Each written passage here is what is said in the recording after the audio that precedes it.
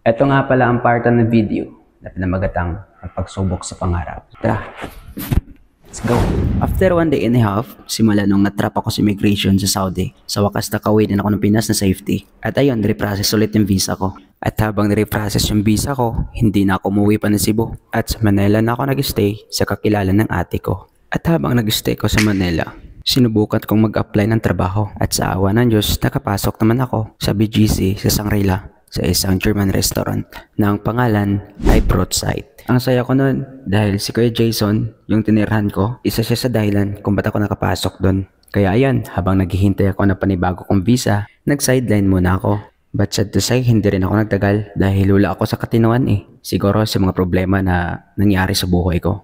Lagi ko kasing iniisip yung nangyari sa akin simula nung na-offload ako. Kaya lagi akong lutang, lahat ng tinuturo nila sa akin, wala lang. Kahit nasa trabaho ako, palihim akong umiiyak, hindi ako makakonsentrate dahil iniisip ko na makalabas pa kaya ako o matupad ko pa kaya yung pangarap ko na makapag-abroad. Kaya sa madaling salita, nag-resign ako.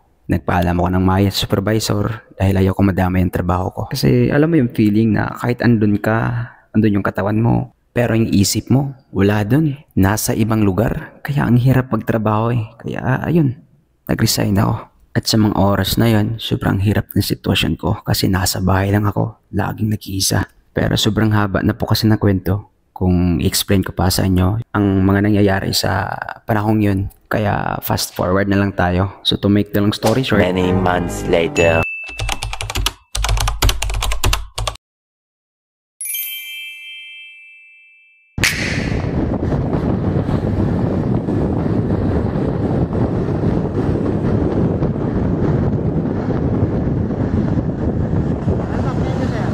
Finally, after 2 months na paghihintay, simula nung na-offload tayo, finally, andito na naman tayo ulit para subukan yung pangarap natin na matagal na natin gustong abutin.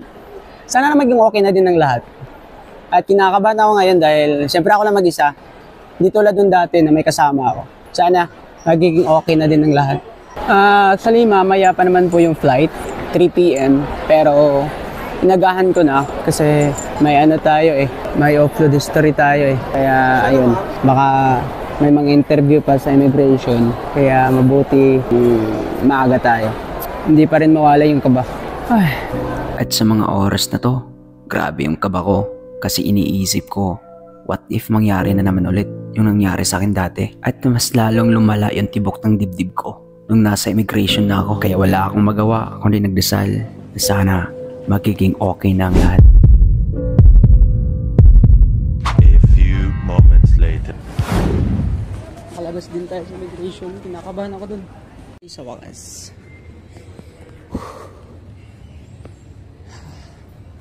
Nakaalis din. Siyempre kinakabahan ako kasi meron tayong offload history. Sasawa ng Diyos. Kakalabas din tayo sa immigration. Grabe yung kaba. Hindi ko ma-explain. Pero alam naman natin na andyan si Lord Lag. Hindi niya tayo pababayaan. Basta tayo lumapit sa kanya. Terminal 1, boarding for 10:50. Gate 12. Ayun. Ayun, gate 12. Gate number 12. Ako muna yung maghahanap ng makainan dahil ako'y nagugutom na. Hindi ko alam kung saan ka pwedeng bili ng pagkain dito. Walang ibang pagkain. Saan kaya dito yung may kanin? Hindi tayo sanay sa snacks eh. Pilipino tayo. Ayan, meron silang pizza. Cup noodles. Wala nang iba eh. Excuse ma'am, wala kayong may rice ma'am? Meron, ganito lang sir. Silog? Sige yun, yun ang hinahanap ko. Sige po. Sige, check ko muna sa kabila. Check natin dito. Kasi may rice na dito eh. Sandwich, merienda, kusino, bangon, sport. Beef tapa to 90. Sir, magkano po ba yung beef mami? Ayan, ito nga. 230. Tapos may extra rice kayo? Meron po, may rice po tayo. Gusto niyo mag-extra rice. Sige po. Yun na lang po siguro. Anong order, sir? Beef mami po. Tsaka? Extra rice. Dalawa na lang siguro, sir? Dalawang beef mami? Dalawang extra rice. Kasi walang rice pa to, no? Yung beef mami? Wala pong rice, sir. So, magkano po lahat? Bali 330 po lahat. 330. Then, so guys, nakabili din tayo ng pagkain. Alright, beef mami at saka 2 rice.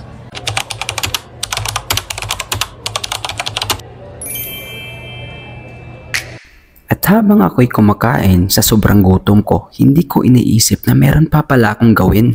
At late ko na na-realize na kailangan ko palang magpalit ng pera. Kaya ayun, ang tanga ko. Ito yung pinakamasaklap dahil nakalimutan ko magpa-change ng pera. Magpa-currency change tayo kaso nga lang hindi ko alam kung saan ba dito. Nakalimutan ko kasi magpa-change sa labas eh. Excuse po ma'am, pwede ko ba magtanong saan pa ba dito magpa-change ng currency po? Doon sa may, sir. Malayo pa po ba? Hindi, malapit lang. May money, doon. Sige po, thank you so much. Natanga ako kasi. Nung papunta pa lang ako dito sa airport, hindi ko naisip na may pera pa pala ako na naiwan.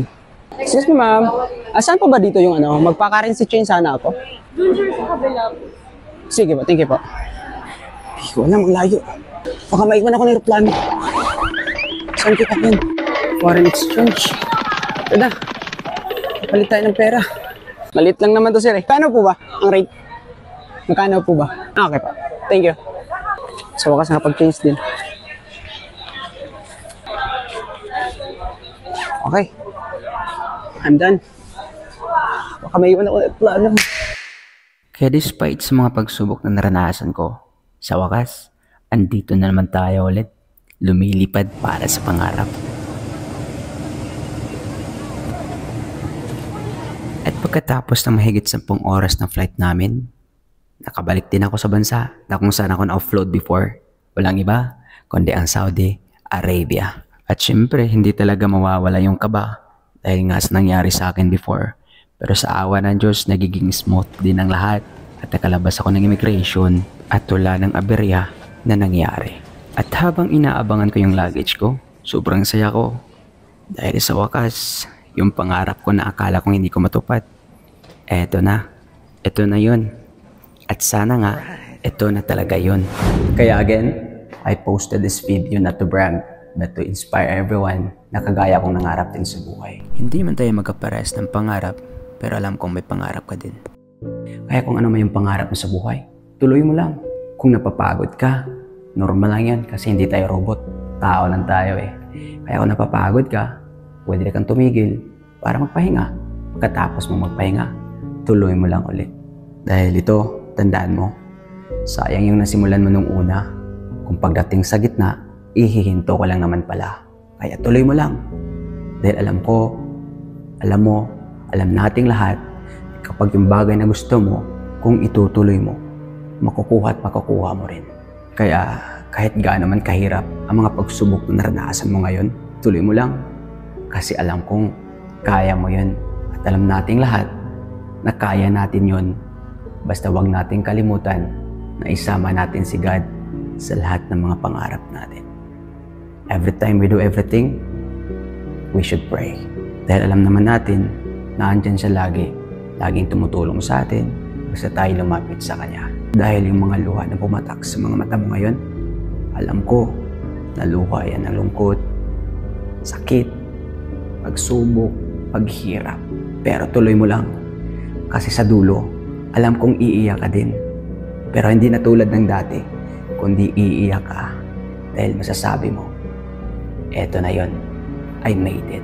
Tears of joy kumbaga. Kaya gusto kong sabihin sa'yo ulit, ituloy mo lang. Kaya mo yan. Ikaw pa. At eto tandaan mo, difficult road can lead you to beautiful destination. Kaya tuloy mo lang. Maybe one day we'll say, it was hard, but we made it. So never lose hope. Just when you think it's over, He will make a way for you. Because God said in Isaiah 60:22, when the time is right, I, the Lord, will make it happen. Padayon, ma-okay ra ang tanan. So it's me, Rocky Boy, at sana nagustuhan mo ang kwento ng buhay ko. Thank you so much for watching. God bless. Bye-bye.